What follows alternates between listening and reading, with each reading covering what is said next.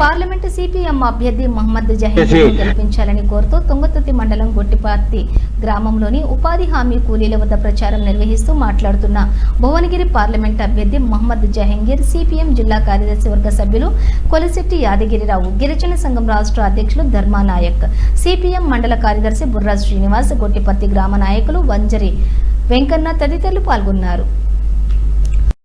పైసలు ఇచ్చినట్టు వెళ్ళిపోతా నేను ఒక్కరికన్నా ఒక పైసలు ఇస్తున్నా. ఒరిజినల్ పార్టీ కదా, ఇది ఒరిజినల్ కదా, ఒరిజినల్ ర్యాలీ జరిగింది కదా. ఫేక్ ర్యాలీతో డబ్బులు ఇచ్చి మందులు ఇచ్చి ర్యాలీ చేసినట్టు దుర్మార్గం రాజకీయాన్ని ఓడించాలా ఓడించకూడదా? ఓడించాలి కదా, ఓడించాలి. ఇలాంటి దుర్మార్గం రాజకీయాలు చేసి కులం మతం మందులు వాడుతున్నటువంటి రాజకీయాన్ని మనం ఓడించకుంటే భవిష్యత్తు లేదని చెప్పి చెప్తా ఉన్నాను నేను. అందుకే ప్రజలు ఉండేటట్టు వాడు గెలవాలి, ప్రజా సమస్యలపై పోరాడే వాడు గెలవాలి.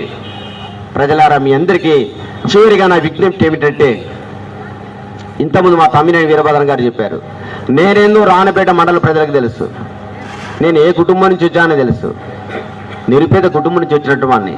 చాలా మంది మాట్లాడిన తర్వాత అంటున్నారు, బిడ్డ మరి ఎట్లా పైసలు ఇస్తావా అంటే, దండం పెడతాను అమ్మ, నా దగ్గర పైసలు వేయటున్నా. నేను నా దగ్గర అయితే పైసలు బిడ్డ, నీ కోసం ఏ త్యాగం చేయాలని సిద్ధం, ప్రాణ త్యాగానికైనా సిద్ధం జహాంగీర్ తప్ప ఏనాడు కూడా డబ్బులతో రాజకీయాలు చేయలే, నా జీవితంలో రాజకీయాలు చేయలే నేను.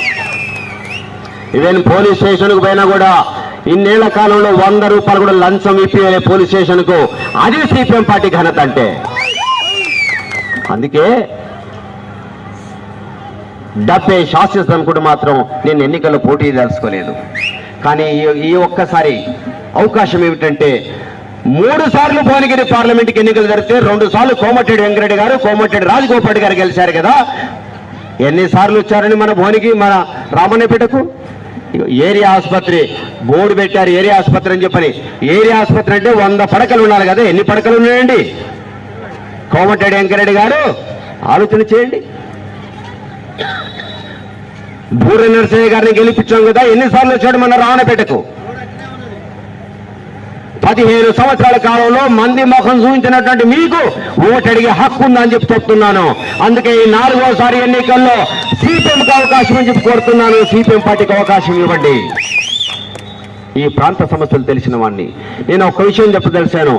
మూసీ పరివాహక ప్రాంత ప్రజా సమస్యలపై పోరాడతాను, గోదావరి జలాలే సాధనగా పోరాడతాను, గోదావరి జలాలు తెప్పిస్తాను నేను. ఒక్కసారి అవకాశం ఇవ్వండి నాకు.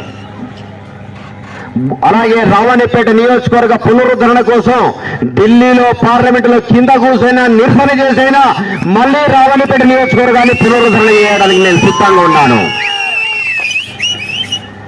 అందుకే సాగునీరు, తాగునీరు, విద్య, వైద్యం, రహదారులు, కాలుష్యం కావచ్చు, ఏ రకమైన సమస్యల కోసమైనా పోరాడడానికి సిద్ధంగా ఉన్నటువంటి నాయకులు మేము. నా గుర్తు శుద్ధీకరణ నక్షత్రం గుర్తు. ఈ గుర్తు ఎంత పవిత్రమైన గుర్తో తెలుసా? ఈ గుర్తు అమరజీవి కామిరెడ్డి కందాల రంగారెడ్డి గారి గుర్తు, శుద్ధీకరణ నక్షత్రం గుర్తు. ఈ గుర్తు కామిరెడ్డి నర్ర రామరెడ్డి గారి గుర్తు, మా అమ్మ చాకలి ఐలమ్మ గారి గుర్తు కదా ఈ గుర్తు, శుద్ధీకరణ నక్షత్రం గుర్తు. మా అన్న దొడ్డి కొమరే గారు పట్టినటువంటి గుర్తు కదా శుద్ధీకరణ నక్షత్రం గుర్తు. యోధాని యోధులు పోటీ చేసి గెలిచినటువంటి గుర్తుపై నేను పోటీ చేస్తున్నాను. ప్రజలారా, మీరందరూ ఆలోచన చేయండి. శుద్ధీకరణ నక్షత్రం గుర్తుపై అందరం కూడా ఓటు వేద్దాం. ఈ ఎన్నికల్లో ఒకసారి సిపిఎంకి అవకాశం ఇచ్చి చూడండి. భువనగిరి ప్రాంత సమస్యలపై పోరాడతాం పోరాడతాం పోరాడతాం పోరాడతాం. అందుకే ఒక్కసారి నాతో పాటు గొంతు గట్టి నినాదాలు ఇవ్వండి. మన ఓటు శుద్ధీకరణ నక్షత్రం గుర్తుకే. ఓడించండి.